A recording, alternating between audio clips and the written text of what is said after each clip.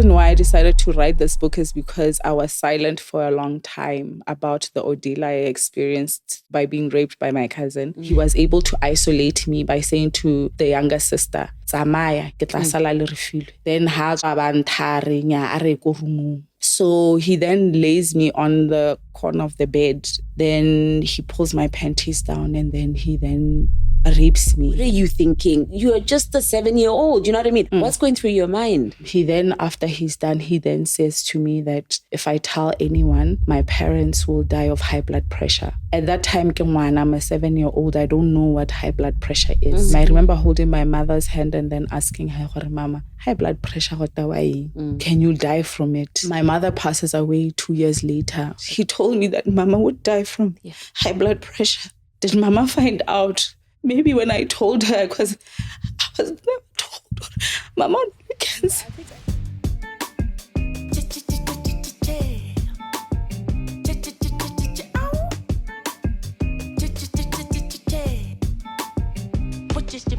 Welcome back. Now in this GaonaLive conversation, Refilwe bravely revisits the trauma that led to her living with chronic depression for over 2 decades, a journey that inspired her to write a children's book to heal her inner child and to empower children aged 4 to 7 against sexual predators. Now in this episode, she relives the horror of being raped by her relative at age 7 and going on to believe she's the reason her mother passed away.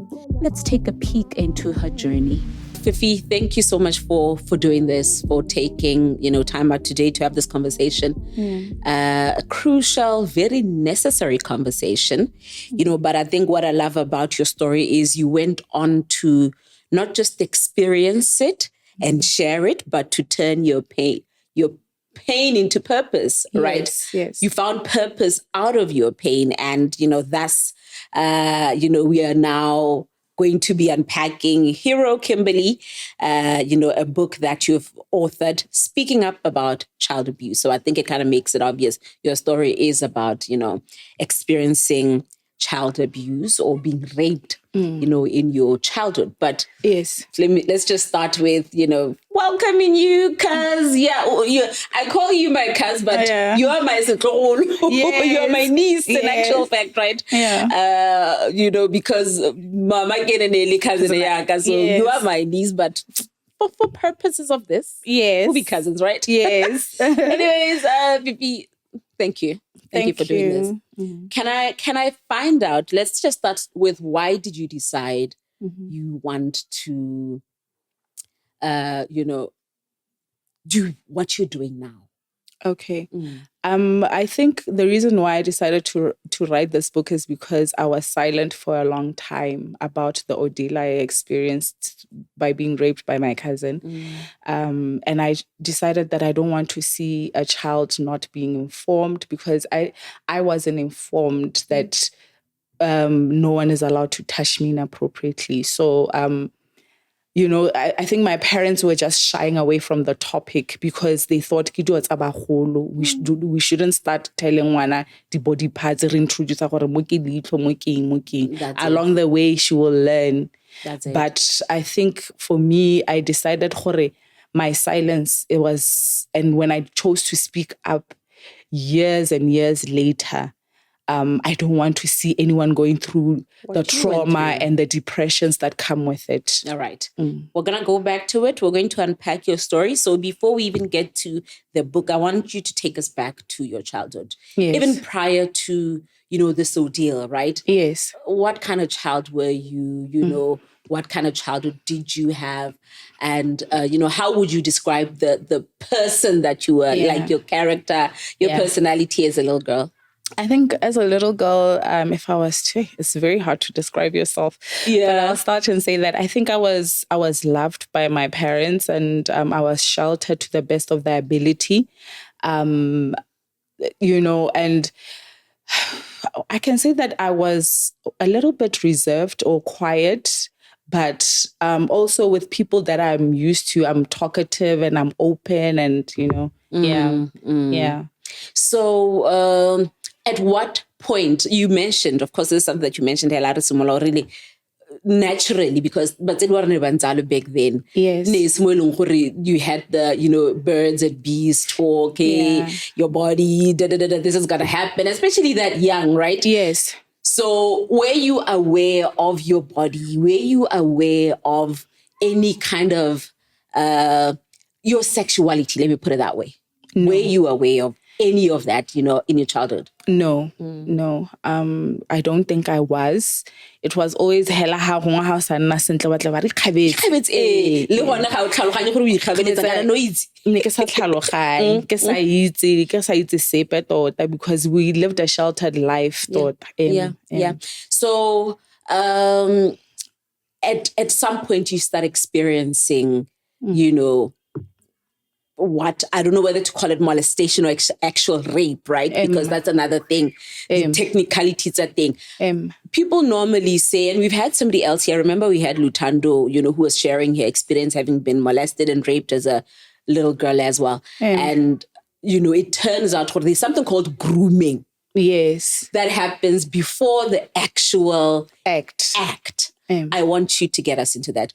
Growing up, in retrospect, was there anything like that you'd say happened? What did it look like?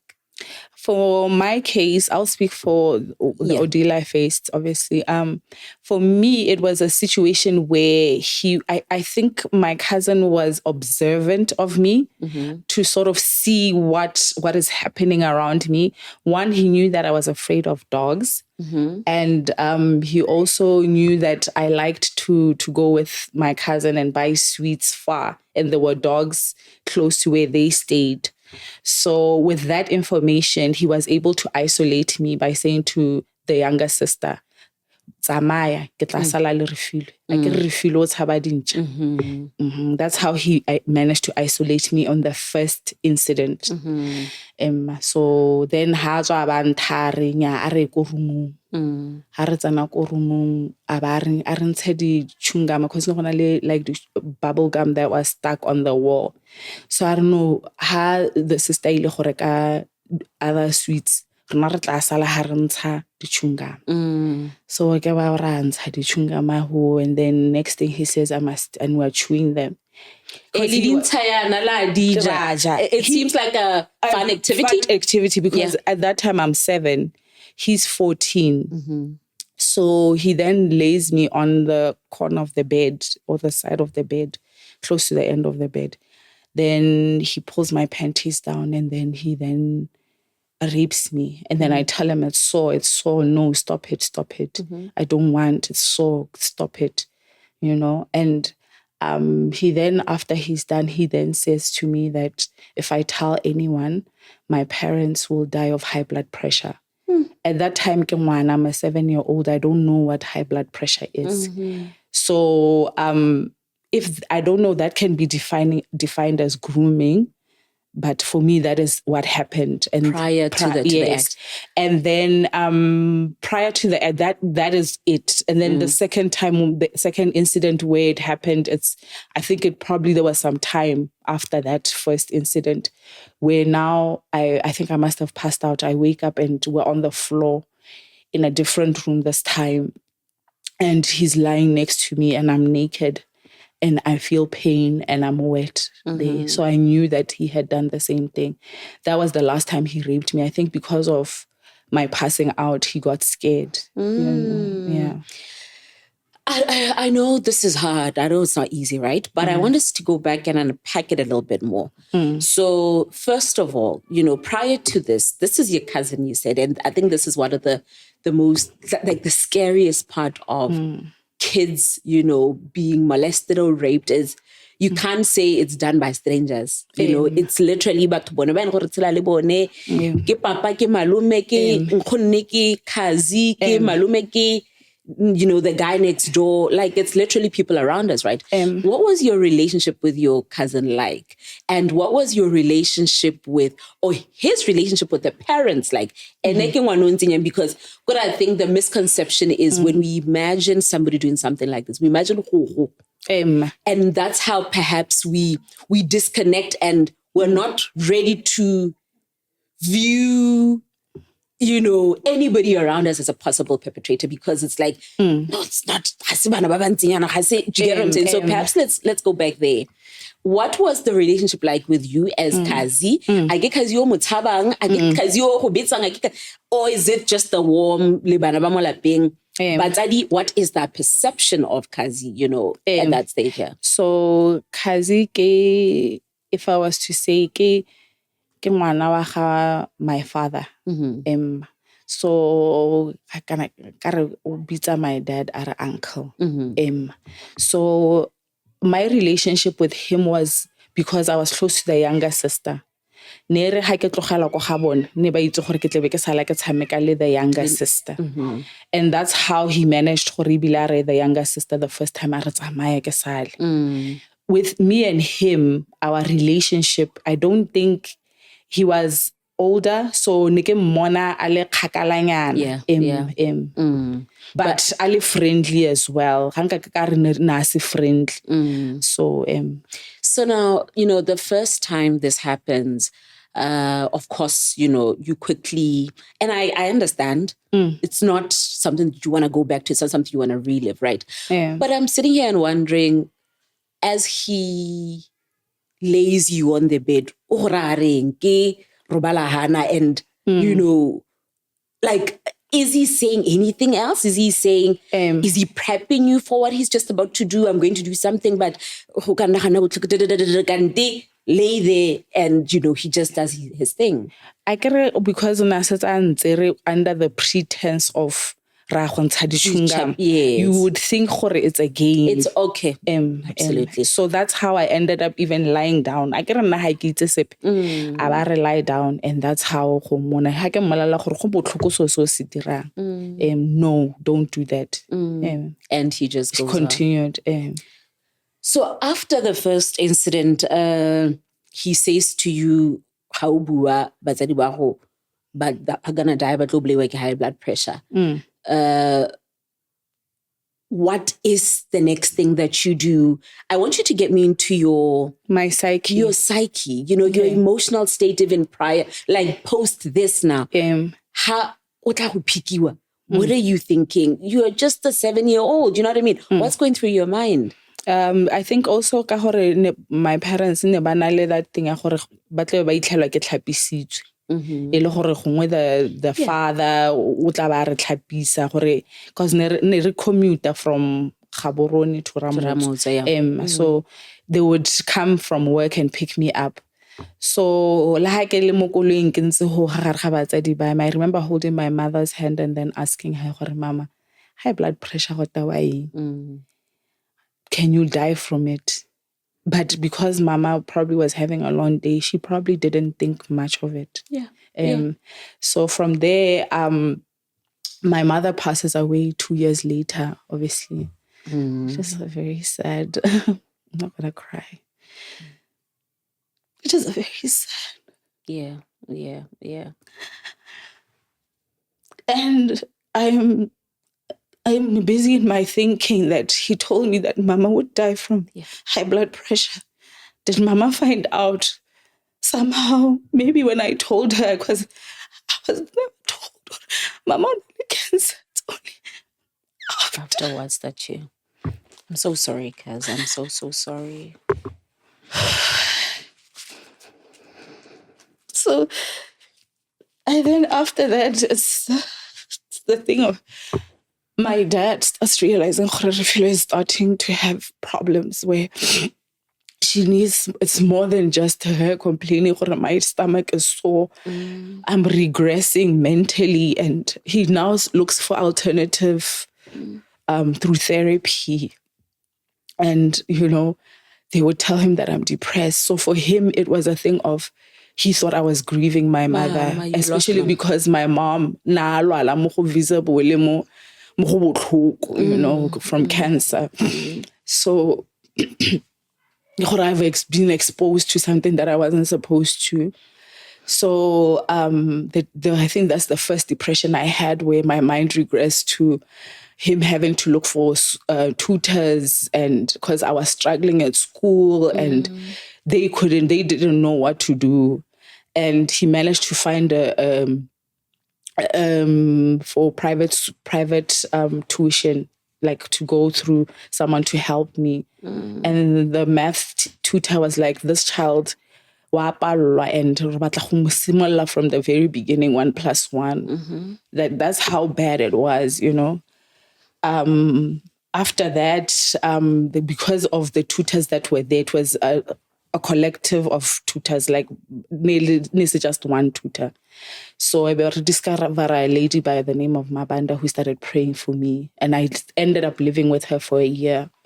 That lady, every night she'll pray for me, but I still kept quiet until like I managed to go to school, to go into a normal school, mainstream. Yeah.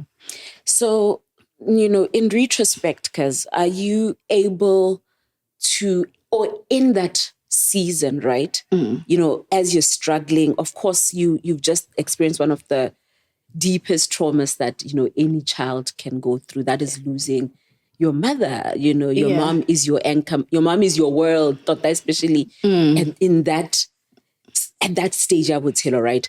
So in your head, as you're going through this, are you able to combine that experience and this grief as, you know, two things that you're struggling with, or in your head, at that stage, mama, and that's what you're struggling with? Or you mentioned, you know, at some point, then she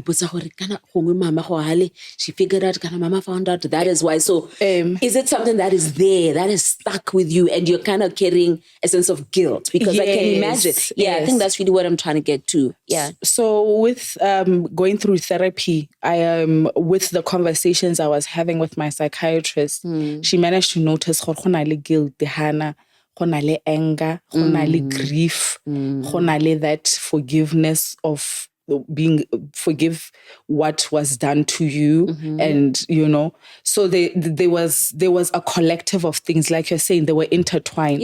But it's only when ubona ba bongaka that can tell you matata So you go through life, of course, then you experience this for the second time. You know, that's when you passed out, like you mentioned, and I guess it scared him and he never does it again. This is a relative. This is somebody who doesn't disappear, you know, who doesn't suddenly then, you know, you never get to interact with again. What is that relationship like now as you grow older? You know what I mean? Do you withdraw? Right now, as advice to parents, we're going to get to that. But that you'd say, perhaps somebody could have noticed the way you interacted with them. What happens now after the second incident, and how then do you continue relating? Because you is this my thoughts? Motho wa nteba o tshagale nna, but ga show remorse gore o ka tswa ntirile se. So, but why it's I know what I experienced. How dingwaga di ntse di ya gwa tla gore motho kana o ntirile yana. Me o pretender to love you. So for a second, or for, you know, a bit, you kind of also second guessing yourself and wondering, did it really happen? Yes. No, but somebody can do this and then also be this nice. Yes. So they are very nice. Predators are very nice people to the public, but no. So now, how would you say this changed you? But of course, beyond it, Ghana, we're also talking about the grief that you're experiencing now, you're going through after losing Mama again. But how would you say, you know, your life changed as a result of this particular incident? What was your perception or your relationship with men like, or boys like? Because sometimes I know that it also just affects how you perceive, you know, the opposite sex. So how would you say, or would you even say it changed you? I think it changes you because that thing, how can I say it? For some, I know that they become more sexually promiscuous. Yeah. For some, it's a fear of men. I think for me, for a long time, I think when we were young, I was boy crazy, but I never explored anything. Yeah. So it was only until I got to varsity where I met my first interaction with a guy. And I noticed that again, I let some kind of anger here. And I then also with my partner, with my husband, I then noticed that this is more than just, it's popping up each time. Yeah. Now, at what point do you decide, I think I want to talk? Because, I'll just reflect back to a point where you started, venting out on social media. Yes. And I said to you, your posts, you could literally tell just how much pain this person in just from your posts. You were crying out for something and just pleading with somebody to listen, do you know that this happened to me? So I want you to get us into, now eventually get into a point where you're like, I'm going to talk. Is it a process? Is it like a period where you are pondering on it? Hey, did you just wake up or Yes. effort? I'm doing this. Do you know what I mean? Okay. I'll take you through the whole journey. So for me, it was when I was 34. That's when he got married. And then I said, God, why are you even allowing him to have a family and to have a wife? And it's unfair. And my relationship, I think, with God has always been strong, where I can run to him whenever I have anything that is bothering me. I then seek counseling, and they said, you know what, best the Bible says that you must confront your brother when they have done you wrong. I then called him and sent him a message and asked him, what did you do to me? Why? He took weeks to respond to me. This is the first time you've ever confronted him? Yes, I confronted him. And he took weeks without responding. And then I think that's when I told my sister. I think my sister Nasa it until then, but my husband knew, because I told him when we started dating, Kana, this is what has happened to me, and he's been supportive and everything. So I confronted my cousin, and those weeks I was anxiety, and I was asking my sister, why is he not responding? And she said, no, he will respond. Eventually he did respond, and then he then said, no, the reason why he raped me is because he started being exposed to pornography at a young age. So my thinking is that, why rape me, but you tell your sister go so you can stay behind and rape me? Because currently I live in Johannesburg. He even drove, because I was willing to come, and said, we need to have a meeting. He even drove and came to my complex, my estate where I stay, to come and meet have me, this conversation with me, and that time my husband wasn't there. He had gone to a work trip in Cape Town. So it was just him and alone. And he was there like making excuses. But even the minute he came in, he was like, no, papa for servicing Mojo, and then after that, I only have 1 hour to spare. So I'm like, is this a person who's here to really apologize? Basically.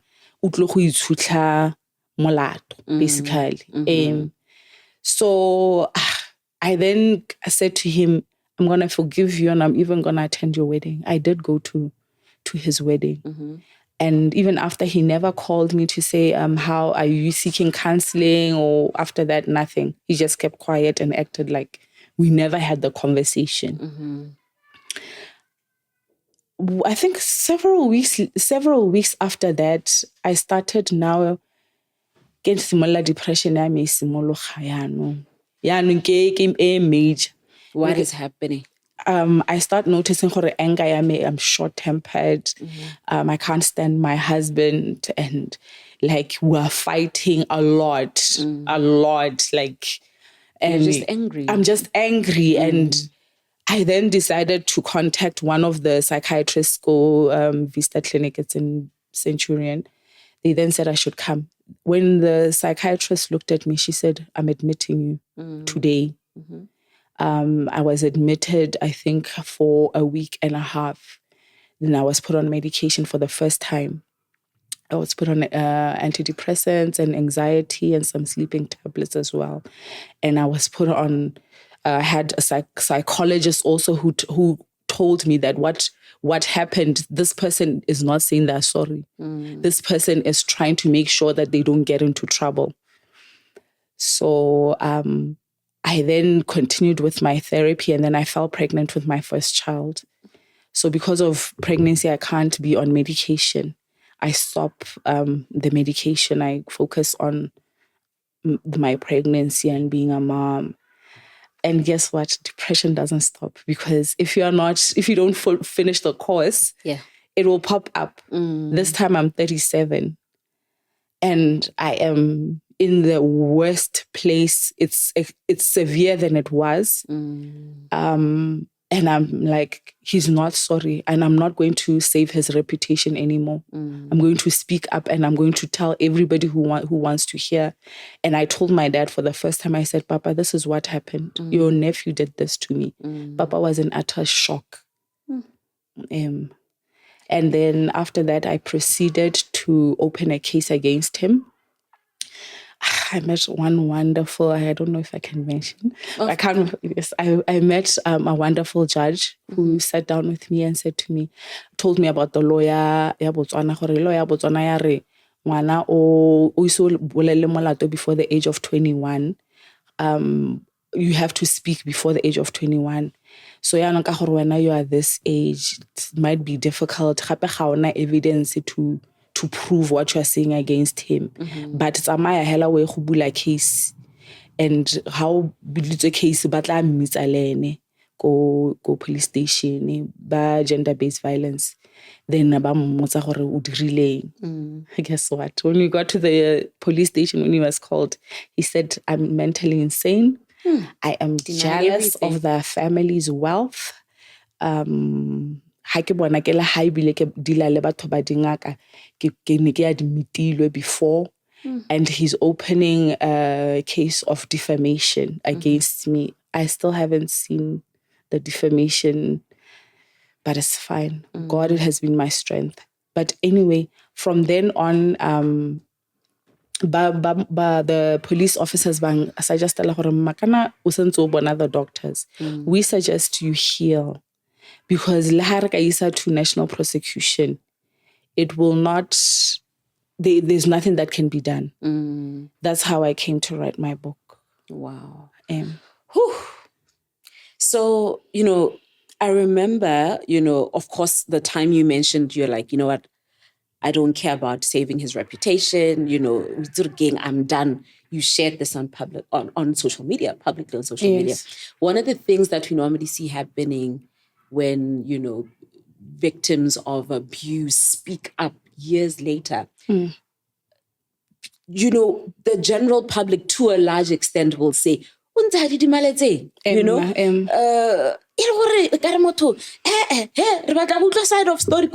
those things that pop up. What kind of response or, what were you met with from the public when you shared your story publicly? You know what I mean? Did you find that, was it like a warm reception where people are saying your pain is valid? You know what I mean? What was that like? I think the support that I got, people who were not, let me say my friends, school friends who knew me, and my family from my mother's side, obviously, who know me, they were very supportive, and they were like, you know what, we are praying for you. We're praying for your healing. We believe that if you open a case, you will win it. Your pain is valid. My pain is valid, and it's good that I'm speaking out.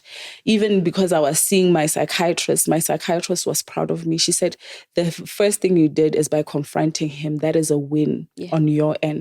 The second part is by you speaking out, because you are no longer caring who says what, but you are speaking out, because she said that most kids that have been, my psychiatrist that is, most kids that have been raped under the age of 12 rarely speak up. So only 2% of kids actually speak up. So I'm a part of the 2% that spoke up. So, and the reason why I wanted that to come up is a lot of people end up not speaking up because of how they are received by the public, by family, you know what I mean?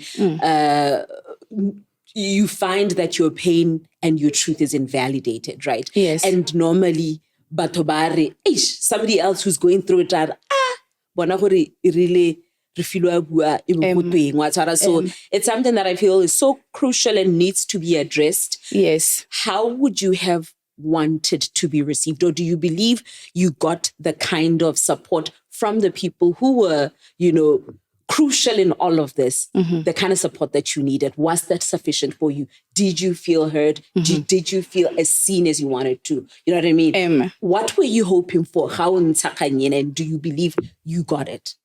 I think I mentioned the reason why ne ke sa bui ne ke tla ka ipotsa gore the day ke buang how will ha ke simolla go nna motona, the day ke buang how will the relationship be like for my father and his brother? That was in the back of my mind. How will the relationship be like with them and the whole family? Wow. So I think the disappointment that obviously with every positive, there's a negative. The negative part was seeing how my cousins and my uncles and my aunts from my dad's side reacted. I was told, so like, it's not unusual, special, normally le gore bone ba gola ba ntse ba robala as cousins under one blanket and all that. And even if I had spoken up ke le ngwana, I would still have been told the same thing, the way they're reacting. And even the meeting, I had to request from my father, like for a very long time, ke re papa kana re sereng ha ke se le meeting ra tla ra discuss kgang. So the meeting was only because Papa was insisting. Which is the reality on the ground. A lot of cases like this, especially it's within family, it's somebody, for the sake of, relationship. So let's talk about the book, right? I think I just wanted the backstory so for us to understand what got you to this point. You mentioned this at the beginning, it's your pain that you turned into purpose. And, this is through you writing the book. Now, at what point did you decide, and,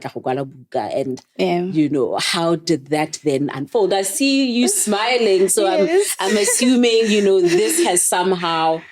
It's facilitating your healing slowly but surely, because of course healing is not a destination.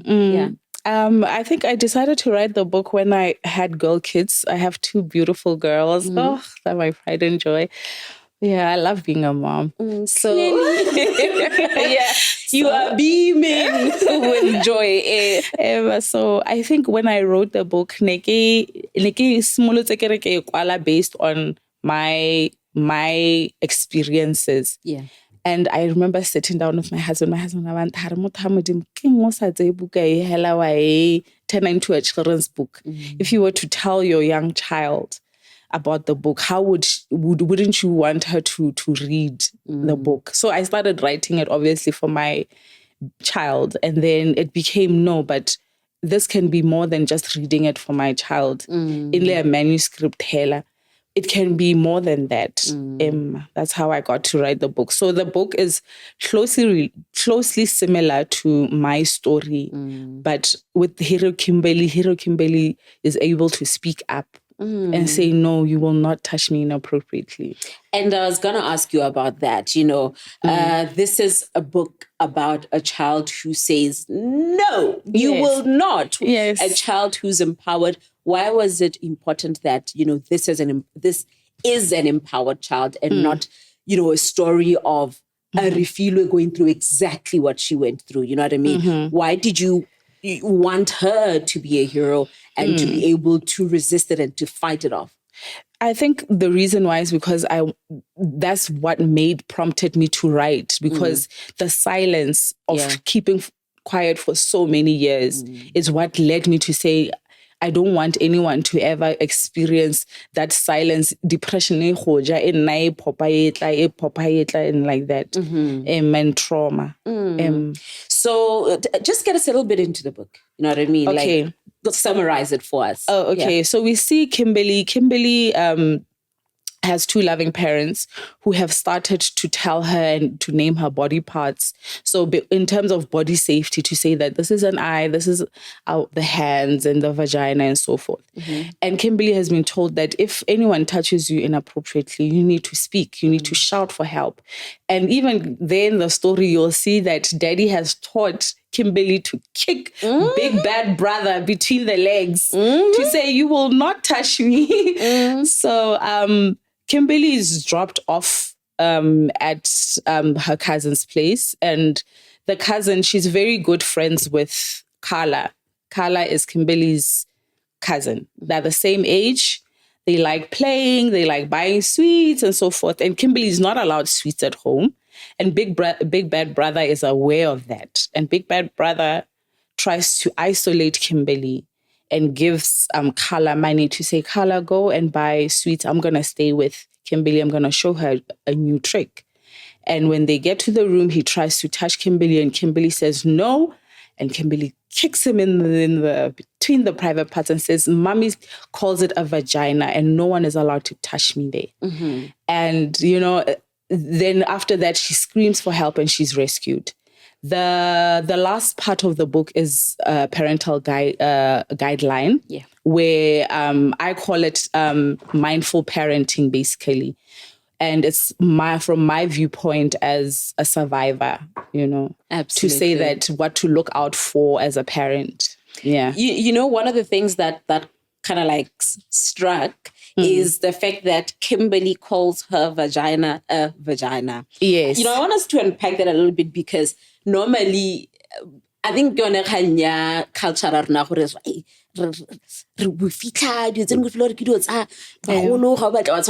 so, it like video dilonyana, nunu, enana, whatever, whatever.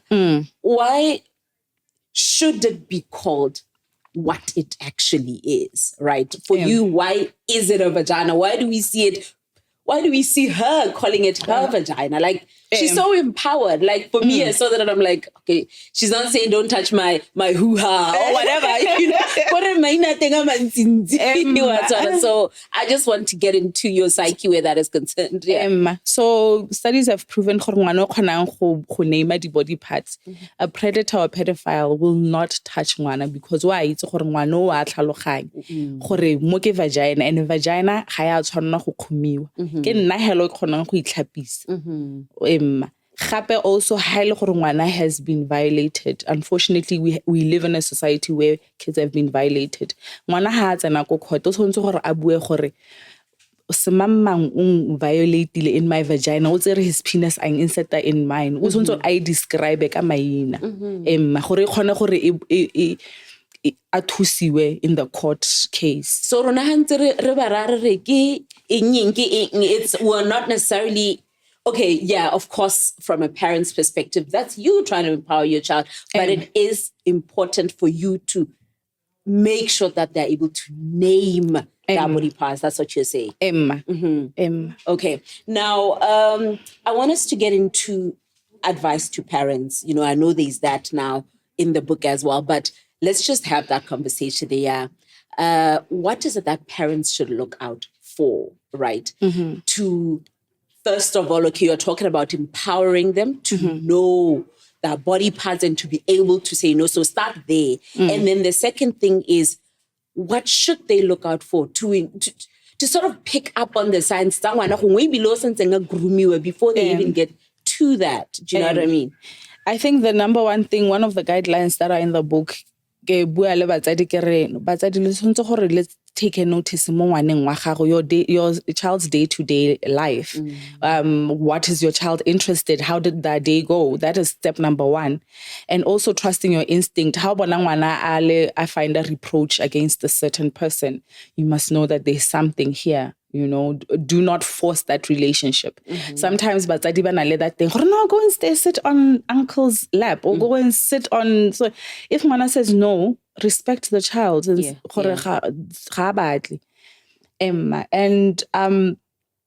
I think, what was the other question? Ensuring that you're able to, okay, no, you've already touched on it. You just pay attention to those cues. And it's taking me back to Kanya. Mama, what is high blood pressure, right? So getting a question like that, so, it's odd. Ngwana ka thinking I'm putting high blood pressure. Okay. So the would be to sort of to ask questions, to unpack it a bit more with ngwana. How high blood pressure, you know what I mean? Would that be the best way to approach it? Yes.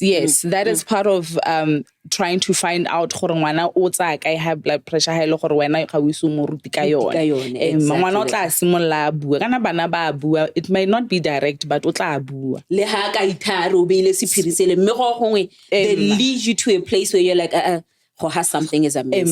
And now so unfortunately, I don't even want us to get to a point where we're saying what are the signs that something has actually happened. But unfortunately, we live in that kind of world where it is happening. So we should be aware of what to look out for. Wano could have possibly been raped. Yeah. So one thing that I can say ke change in behavior ya ngwana. Ngwana ga go nna withdrawn ha se tlhola ile ngwanole ha ile gore na le bubbly o simolla go didimala a nna le nosi a isolate ga go tla bona ko sekolong a struggle to concentrate and so forth, like in my case where I was struggling to concentrate at school, so I needed intervention. Something has changed. But in my case is because that issue ya ga mama lwala, so it was overlooked because of that. Absolutely. But there will be some kind of something there. Gape gongwe ha o dropile ngwana at a certain place o bona a lela thata a nna gore re mama ha ke batle go akwa papa ha ke batle go akwa so re baretse re baretse. So Fifi, you're a girl mom, like I can only imagine. Of course, it's your greatest joy. Yes. But I can imagine on the far extreme, having experienced what you did, how you feel about, now having these two people to protect with your life. How would you say your experience has influenced the mother, that you are? I think I'm overly protective. I've been sat down, you do too much. Loosen up a little bit. So I am constantly watching my kids. If it's not me, it's my husband. And because of that, because of what I went through, and my husband is aware of what I went through. So that vigilant eye.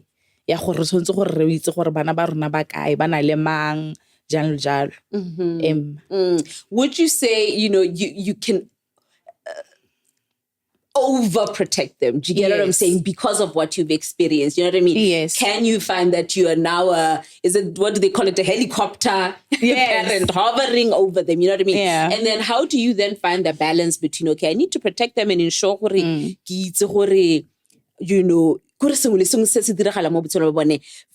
and versus smothering them to a point where now it's almost like it's disempowering. Do you get what I'm saying? Finding that balance, is there a balance even? Is that even realistic for me to be talking about balance where protecting your child is concerned? I don't think there is a balance, especially when you have gone through trauma. Every day you start teaching yourself, but here I think I was being too much. That inner voice, this is more than being overprotective. But I become a lioness when it comes to my kids. They know me. I can imagine. So now, the fact of the matter, though, is unfortunately parents are busy. But they are busy. But they are out there, hustling, possible to ensure they, provide for their kids. Auntie, you know what I mean? What would your advice be to parents, considering just how busy people are and just how not hands-on we unfortunately are, in the name of we need to give them good lives, you know what I mean? Because it's important, yes, to create a balance, like you said. It's good to, yes, to to work and to live a busy life, but it's also good to make sure gore ngwana gago is safe at all times. It's also good to make sure gore you pay attention to your child. It's also good gore o khone go nna le nako one-on-one le ngwana gago mo rute dilo gore how motho a go ntsha from ditsala tsa gago a re come ke batla gore o ntirele sengwe. Those are signs that this could be an issue where you might be violated, because one thing that predators or pedophiles do, they isolate one. So it's important to start having those conversations through this book to say, gore, how simulate conversation, ngwana o khona mo ruta ha go ntse go ya. Yes, we are living very fast-paced lives or whatever it may be. We are all trying to make money for our kids to make sure that they go to the best schools. But it's also important to spend time with your child. And how early do you start teaching them or having these conversations with them? Because that's another thing that we went through. Our generation went through baba nyenyane, you know what I mean? Before you know it, you are in your late teens and, you know, you're a young adult and you've never had that conversation with your parents. So when is ideally the right time to start having the conversation? For now, I started my little one when she was 3, but my book is targeted at 4 to 7. Okay. But even Baba older than 7, they still continue to read it because it's relevant. Below 9 because now it's a bala. So I think the most important thing is to start them how we beat a vagina. Then come so we beat a vagina confuse one. So that naming the body part is the first step that parents need to start. Before we get to where to find your book, you mentioned God at some point, and, you know, just how God has always been your refuge. Going back in time to where you started, you know, understanding that there's God and having, you know, the concept of God is something that you are familiar with.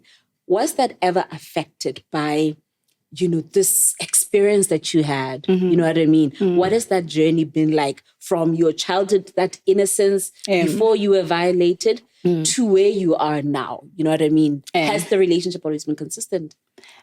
Before I was violated, my parents were not that, they wouldn't go to church that often. They would go to church. I mean, we'd go with my granny, and Emma, but if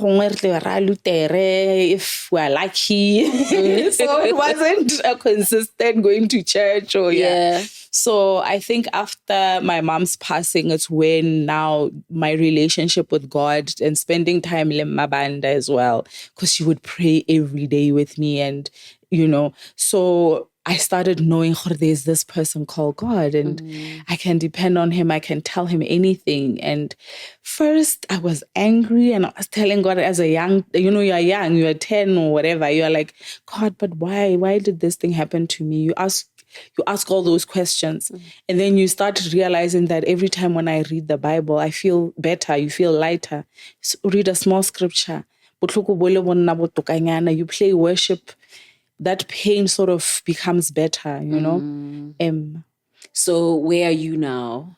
I live the word of God, you know. I trust God in everything that I do, you know. Even conceiving my kids, it was a thing of doctors are saying that because I struggled with PCOS, and that also is like, okay, I've been raped. And then my mom's how you are interpreting it. I've been raped, my mom's passing, and then the other things, you know, that I won't mention, but the other things that happened to me also as a child. And you ask yourself, but this is too much, Lord. And then, you know, I conceived my kids, and that made me realize, and funny enough, I conceived my kids both depressions. So my first child I conceived when I was 34, like that time when I had my first depression. Then 37, I conceived my second one. I think a month and a half when I was on treatment. Yeah. And how are you interpreting that? Like, you know, from a spiritual perspective, considering that you're such a God girl, you know, why do you think things unfolded the way they did, especially with the conceiving your kids during those seasons? I think it was just God reminding me that he's watching and he knows. And he sees my pain and he's wiping my tears away. Yeah. Absolutely. Yeah. That's profound. Yeah. Now, going back to, kids being molested and raped by especially the people around them, the people within their circles. This thing is so layered because on the one hand, we have adults doing this to kids, right? But also, as way back as really bad, perhaps even and I remember Lutando's story is, that kind of story as well. But Hamika, honale papa, honale mama, one papa ends up doing this to a mama. And it's always an older one, of course, you know what I mean, who's more aware, right?